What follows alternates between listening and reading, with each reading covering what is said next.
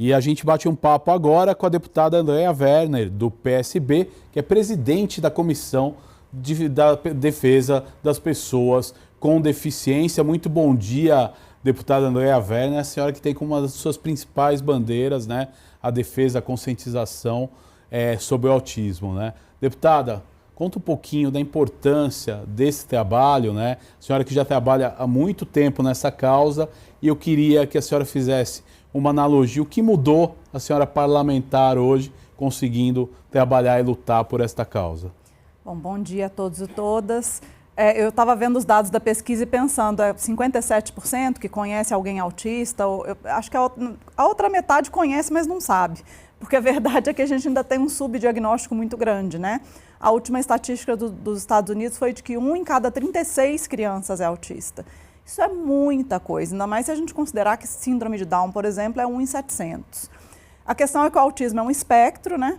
A gente tem desde um adolescente como o meu filho, que tem 15 anos, que é um autista grau 3 de suporte, que é o maior grau de suporte, então ele não fala, tem deficiência intelectual, precisa de muito suporte da gente, até eu, que fui diagnosticada no ano passado, que sou autista grau 1 de suporte, e que se eu não tivesse tido meu filho, provavelmente eu nunca ia saber que eu era autista também.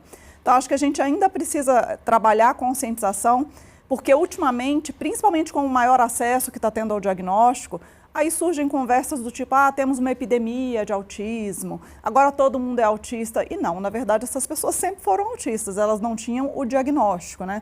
E muitas coisas para avançar ainda, que eu estou trabalhando aqui internamente, não só com meus colegas, mas também com o executivo, porque a gente ainda precisa melhorar demais em inclusão escolar. A nossa política nacional de educação especial na perspectiva da educação inclusiva é de 2008, quando meu filho nasceu, né? E a gente teve leis posteriores que foram muito importantes para dar direitos aos autistas, principalmente na escola. Lei Brasileira de Inclusão de 2015 e, antes disso, a Lei 12764 de 2012, que deu direito ao acompanhante especializado. E isso, infelizmente, ainda não é uma realidade nas escolas. Agora, é importante, deputada, a gente fazer uma analogia aqui, porque o que é importante, muita gente também não conhece e não sabe como lidar com as pessoas. Então, a conscientização é extremamente importante. Mas a senhora acha que as ferramentas de inclusão...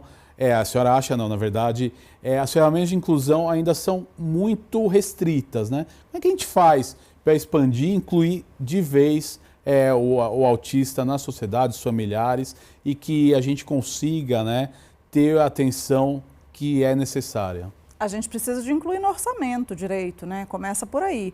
A gente tem um grande problema que depois da regulamentação da Lei 12764 de 2012, que foi que colocou o autista como pessoa com deficiência, na regulamentação dessa lei foi colocado que os autistas seriam atendidos nos CAPs. Eu não considero um local adequado para o atendimento dos autistas, até porque a gente sabe que, pelo que a gente entende da ciência, autista precisa de intervenção multidisciplinar e intensiva desde cedo. No CAPS a gente não tem isso, né? Então, quando meu filho foi diagnosticado, eu ouvia que quem dependia do SUS, às vezes conseguia terapia uma vez por semana, em grupo, durante meia hora, com crianças com síndromes diversas, condições diversas. Hoje em dia o que eu ouço piorou. Na verdade, são pessoas que conseguem uma vez a cada 15 dias, ainda em grupo, ainda em meia hora. Então, ao invés da gente melhorar, a gente piorou. A gente precisa colocar isso no orçamento, porque é um investimento para o futuro. Se você dá a intervenção precoce intensiva para essas crianças, elas vão desenvolver mais autonomia e vão ser menos dependentes no futuro. Então, a gente faz uma economia aqui no início, que eu chamo de economia burra, porque o Estado vai acabar gastando mais na frente com essas pessoas também. Agora, outro dado, né, que é interessante e impressionante na pesquisa, é que desses jovens, desses autistas, só 1/3 usa o SUS, né? Tem muito a ver com o que a senhora falou, da falta de verba de investimento, mas eu acho que é essencial, né, cada vez mais, trabalhar por políticas públicas para que eles possam usar o atendimento público, que quando é acessado é um dos melhores, né? A gente precisa entender que plano de saúde no Brasil não é uma coisa só de pessoas de classe média alta. A gente tem muitas pessoas também que são pobres, mas que às vezes economiza aqui... Desculpa, gente. Rinite.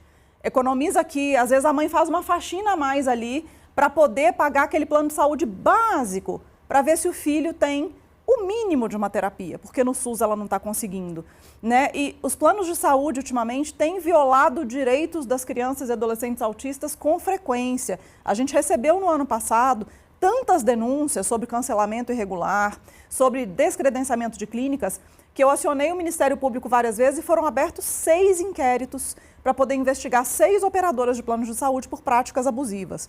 Então, são lutas em vários aspectos, para que o SUS funcione e para que os planos de saúde cumpram o seu papel e não violem direitos como eles estão fazendo ultimamente. É importantíssimo. A senhora é presidente da Comissão de Defesa da Pessoa com Deficiência, uma comissão nova, veio nessa gestão na qual vocês assumiram no ano passado, completaram um ano recentemente. Eu quero saber, na sua opinião, a gente já conversou algumas vezes, os avanços que essa comissão ela traz para o Parlamento Paulista, mas o que durante esse ano a gente já teve de conquistas em relação a isso? Olha, a gente teve inúmeros projetos de lei passando pela comissão, desde que ela começou os seus trabalhos no ano passado, maior visibilidade para o tema, aprovação de moções também, de repúdio, moções de aplauso para pessoas que são relevantes para a causa. Eu acho que a gente ainda pode avançar muito, porque apesar da comissão ter trazido mais visibilidade para o tema, a gente ainda tem alguma dificuldade para conseguir quórum para as nossas reuniões. Então, a gente passou, nos últimos meses, acho que uma série de 4 convocações que não deram quórum. Porque os deputados têm outras comissões, às vezes no mesmo horário, têm seus compromissos. Então, eu tenho chamado a atenção deles para que a gente se esforce para estar na comissão e, se não puder estar, para chamar o suplente para estar lá, porque senão os projetos vão sendo empurrados, não vão sendo aprovados e a gente atrasa ainda mais o processo legislativo aqui na Alesp, que já não é muito rápido, né? Agora, tivemos avanços também, por exemplo, né, a identificação da pessoa com autismo, né, que foi aprovado ano passado aqui no Parlamento e sancionada, né, pelo governador, um trabalho da Secretaria também da Pessoa com Deficiência, também a cannabis medicinal para algumas doenças, né. Eu gostaria que a senhora comentasse um pouco da dificuldade ainda de levar esses temas realmente para o orçamento, né. Infelizmente não é prioridade, né? E a gente sabe que o cobertor é curto, então é difícil você tirar daqui e botar ali, mas eu tenho tentado conscientizar o executivo da necessidade da gente olhar com mais delicadeza para essa causa, né? Foi aprovado ano passado um projeto da Analice Fernandes, da deputada Analice Fernandes, que cria os centros especializados de atendimento aos autistas. Então, agora a minha luta está até na Secretaria da Saúde, parece que tem um grupo de trabalho.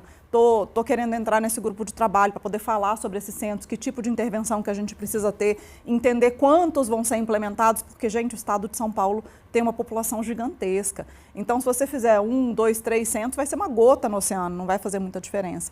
Então, a gente precisa dessa conscientização, que é um investimento para o futuro. Você investindo agora, você vai dar mais autonomia para essas pessoas e mais qualidade de vida no futuro. Agora, deputada, que mensagem a senhora deixa, né, para os pais, para as mães que têm um filho autista e, de repente, é uma experiência nova na vida deles? Eu acho que as famílias, né, elas têm que passar também por um preparo, por uma adaptação. Qual a mensagem que a senhora deixa e, assim, que ajuda essas pessoas, elas que estão nos assistindo, podem procurar? Olha, não é fácil, eu não vou mentir para vocês que foi fácil receber o diagnóstico do meu filho, mas eu só estou aqui hoje, inclusive, porque o Theo um dia foi diagnosticado. Então, o Theo foi uma revolução na minha vida, né? Ele me mostrou como que era a vida de verdade, me fez entender a diversidade humana, mudou minha vida por completo, me trouxe para o ativismo, que me trouxe para a política. Então, esse momento de tristeza inicial, ele passa, e é importante você entender que não acabou a sua vida, é só uma vida nova, e que você vai achar um sentido para isso. E também é importante que as famílias procurem práticas baseadas em evidências sempre, porque tem um charlatanismo enorme envolvendo o autismo, porque farejam de longe o desespero desses pais e vêm vender soluções milagrosas. Então, não acreditem, autismo não tem cura e nem precisa ter porque não é uma doença. Mas a gente tem intervenções baseadas em evidência que vão poder ajudar muito o seu filho. Procure isso, intervenções baseadas em evidência. Deputada Andréa Werner, muito obrigado pela sua participação aqui no Estúdio Alesp. A senhora está indo para um evento, né? Mas muito obrigado por ter nos atendido aqui ao vivo e de forma presencial. Obrigada pelo convite. Bom dia a todo mundo. Tá certo.